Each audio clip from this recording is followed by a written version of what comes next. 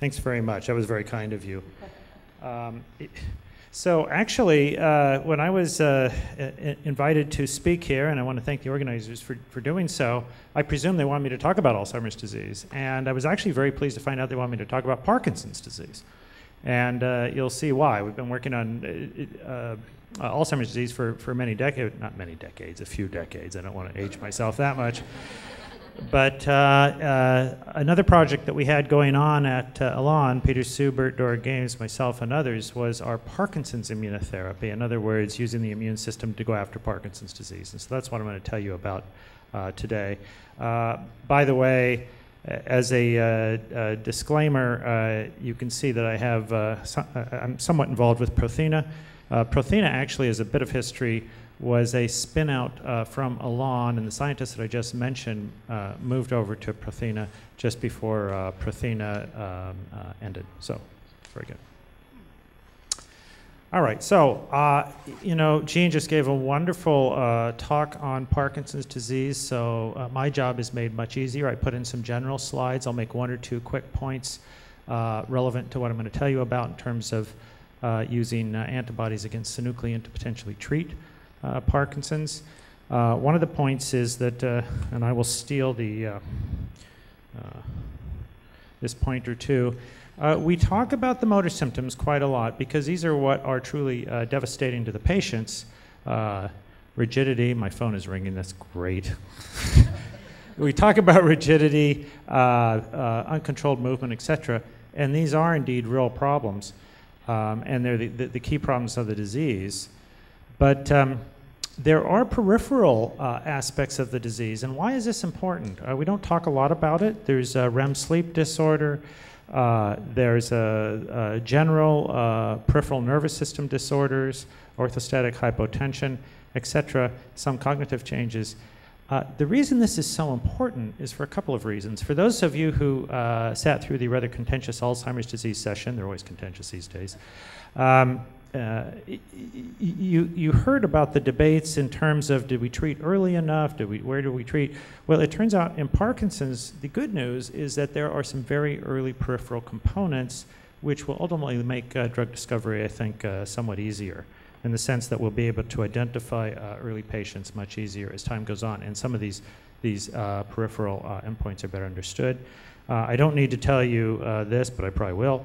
And that is that the key point about the movement aspect is loss of dopamine production, loss of dopaminergic neurons, particularly in the substantia nigra shown here. Why is that? Well, of late, you know, when people ask us, and we're at cocktail parties, how the heck do you figure out how to treat different diseases, and where do you get the inspiration? It's actually fairly straightforward, believe it or not, the hypotheses anyway, and that is that you go to genetics and you go to pathology and you see where the two intersect. And fortunately, there is a plethora of genes involved in Parkinson's disease that have been relatively newly discovered within the past 10 years.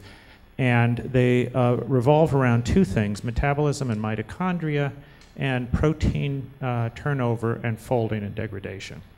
And one of these key proteins, as I mentioned already, is called synuclein. It's at the cornerstone of many of these events. And so way back in about 2000, Eliza Mosley and I were having a taco in San Diego at a neuroscience meeting, and we talked about the idea of vaccinating some mice with synuclein, which wasn't that crazy since we were already doing it with A-beta. And this is a very long story made short for you today. Before I get into that story, though, too, synuclein is not just seen in Parkinson's disease. It's seen in a broad array of neurodegenerative disorders. Diffuse Lewy body disease is commonly seen in, and what most people don't know is that roughly 30 to 40% of Alzheimer's patients have synuclein deposits. So it's actually the second most, Parkinson's is the second most common neurodegenerative disease. Synuclein is extremely common as a general neurodegenerative marker. And again, we don't know why it does this. Multiple system atrophy is another disease, but it's really a clear problem in multiple diseases. And if we could get our handle on it and try and prevent its pathology, there might be hope for treating a number of disorders. Okay, I mentioned the idea of the intersection of genetics and pathology. That's the cornerstone, the key aspect of the reason that we're working on synuclein. Again, as I already mentioned, we had the idea, let's give antibodies in the periphery. Some of them will get into the brain. We had already shown that. Many groups had already shown that. And the idea is that these antibodies could neutralize the synuclein in the brain, hopefully blocking some of the pathologies that I just showed you. Okay. Now, you might say, well, yeah, sure. There's one little problem, and that is the idea of blocking A beta in the brain with an antibody now makes some sense in the sense that A beta is extracellular and an antibody is extracellular. But synuclein spends most of its time intracellular, particularly on vesicles and different organelles like that. How in the world do you get an antibody in? Well, Dr. Sergensen yesterday showed that antibodies to tau get into neurons via Fc receptors. Some antibodies to synuclein should do the same, but also importantly, synuclein has a role to play in terms of going from one neuron to another, particularly in the aggregated form. And I'm going to talk a little bit about that data showing that synuclein can move between neurons, get spit out by one neuron, taken up by another. Then the idea of having an antibody in the extracellular space to block that movement is actually quite simple. And we have evidence, and I'll show it to you, that that's what's occurring. Okay. So first, some in vitro findings, cellular cell biology findings. And so step one, does the antibody or antibodies that we're using bind to A, synuclein, and B, pathology in the disease, which is specifically Lewy bodies. We talked a little bit about Lewy bodies earlier. And the answer is yes. And what I'm going to show you, a lot of data associated with a murine monoclonal called 94. It's against C-terminal region of synuclein.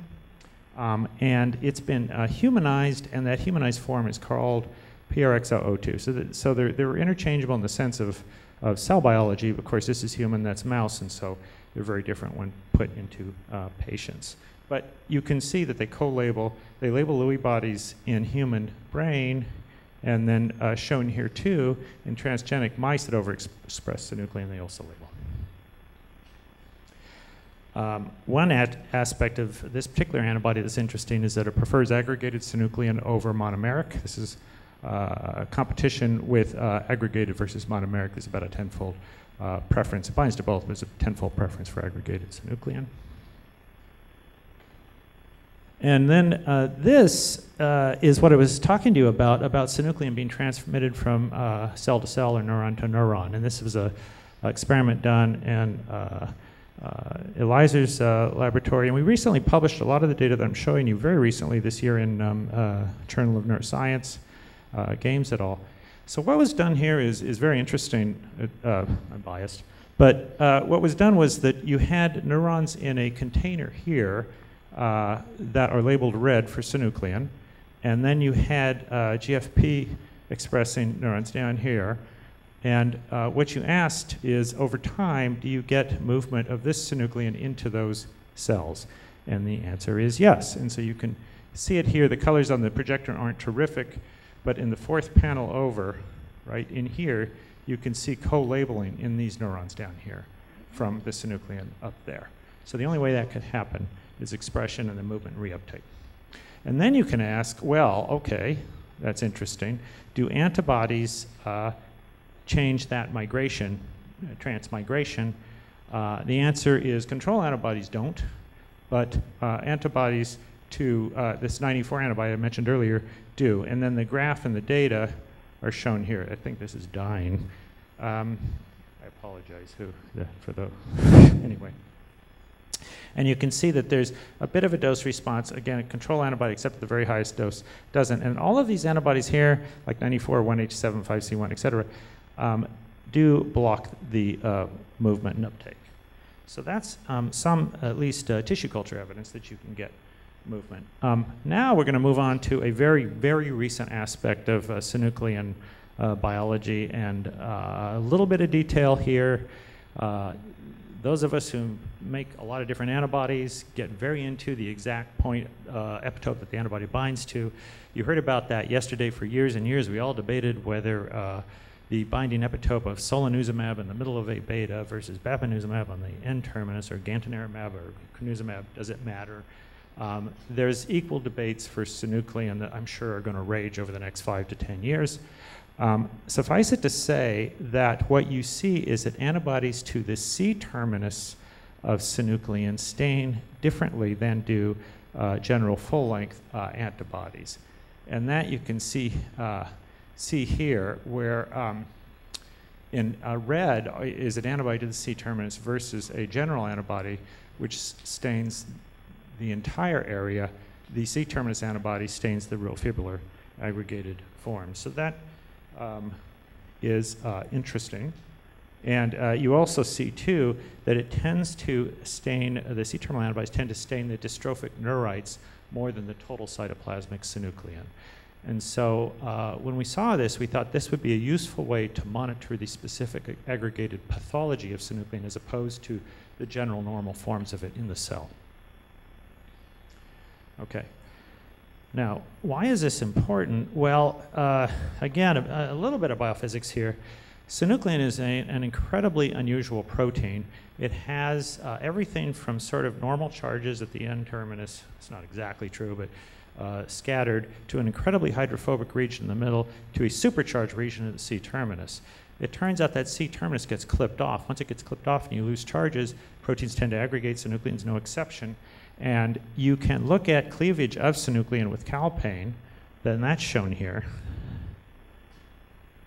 And if you incubate calpain, you'll slowly build up these C-terminal fragments from the monomer. What's very interesting is a subset of antibodies to synuclein, again to the C-terminal range where the cleavage occurs, block this. And it just so happens that that correlates with benefits in vivo. See, I just told you the rest of the talk now. And so there's something about the blockade of the cleavage to the truncated form of synuclein, which appears to protect against both behavioral deficits as well as pathology. So, well, maybe I'm done. I'll just keep going though. Okay, so there's 3 models out there, at least 3 models. There's actually far more than this. We've looked at 2 separate transgenes, again, together with Eliza Moslia. One is called line D, the other one is line 61. I won't go into the details, they're listed here. Line 61 is a much more aggressive, higher expressing form of synuclein.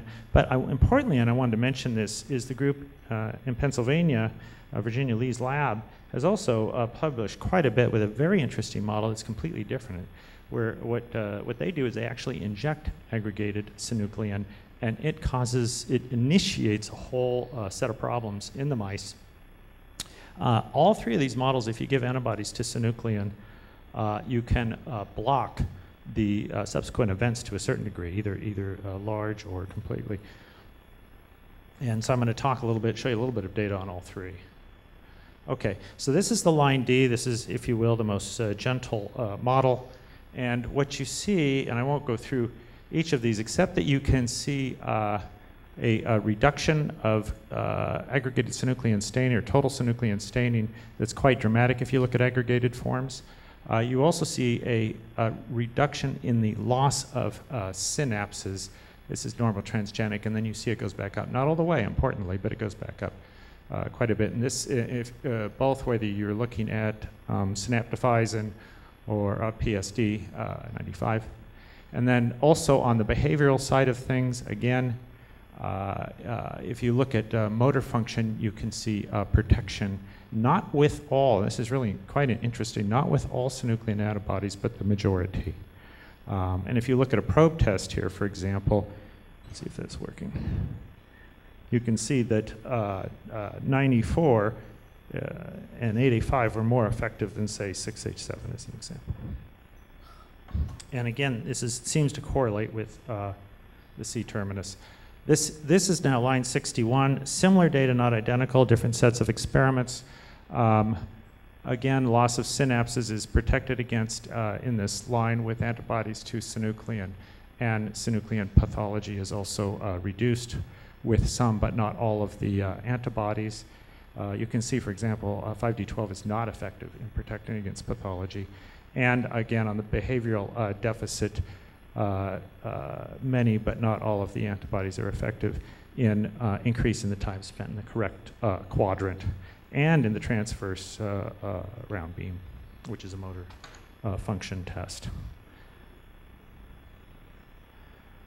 Okay, and then finally, group not from our effort not from our laboratory, but again from University of Pennsylvania, shows something similar in the sense that they used a very different antibody, again, a very different paradigm, and what they asked is if you inject in one place with the aggregated synuclein, it actually gets taken and transported elsewhere, causes damage elsewhere, and they asked, can you prevent that damage with antibodies? And what you can see here is with what they call SYN 303, you can protect against and have preservation of neurons and over time improvement in behavior with the specifically with the antibody, but not with the control IgG, and also reduce pathology.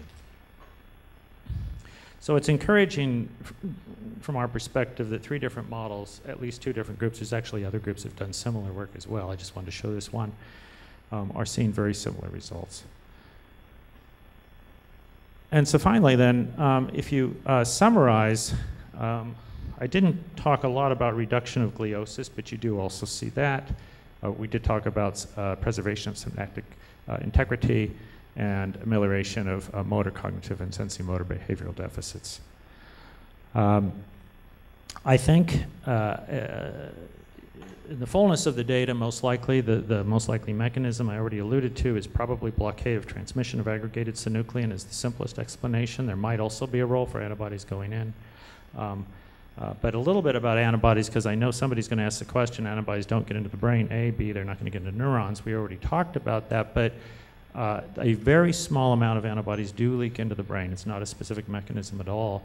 But once there, if there's an antigen for them to bind, their residence time is quite large. And so an antibody given the periphery, its levels in the brain will go up over time quite dramatically over a long, long period of time. Okay, and this really just simply summarizes the data pictorially, a little bit prettier than the last slide. But it's just to say, again, that the antibodies can work in numerous ways. We would argue that antibodies to the C-terminus are probably preferentially going to be helpful. It's at least certainly true in the mouse models. I guess this might start a whole debate on which antibodies to which epitope are best in synuclein, which is what I wanted to avoid, but here we go. And, but they do block in the motor function assays synaptic protection, lowering pathology, et cetera. And so it's important for me to say that our effort at Prothena, Elan Prothena, is now, we're working in close collaboration with Roche as our partner to do clinical trials in this space, and we're very happy to work with them. And importantly, there's 2 clinical studies ongoing, which I won't talk about today, but they include both a single ascending dose study in healthy volunteers to look at safety and tolerability, and also there's an ongoing double-blind multiple ascending dose study in Parkinson's patients themselves, again, to look at the safety, tolerability, pharmacokinetics, pharmacodynamics, et cetera. So we're getting going from early 2000s to 2014. It's been a long row, but I'm very pleased that we now are in the clinic and starting this rather interesting path. I already mentioned that Prothena works on protein folding diseases, other ones like AL, et cetera, but today we're talking about Parkinson's disease. And I'd be remiss if I didn't mention the many, many, many folks who've contributed to this over the years. And this, as I say, it goes way back to days at Elan. And for many years, actually, Dora Games headed this program, Peter Suber and Robin Barber, many of these folks. And I mentioned Eliezer Mosley. Much of this work has taken place in his lab, and Ed Rockenstein has done a lot of the hands-on work as well. And there's other names that many of you who've been in the field a long time will recognize here. And it's very important to mention Wagner Zago, who coordinates the discovery efforts of Prothena. He actually helped me put a lot of this talk together, so I'm indebted to him. Full disclosure. And that's it. Thank you very much.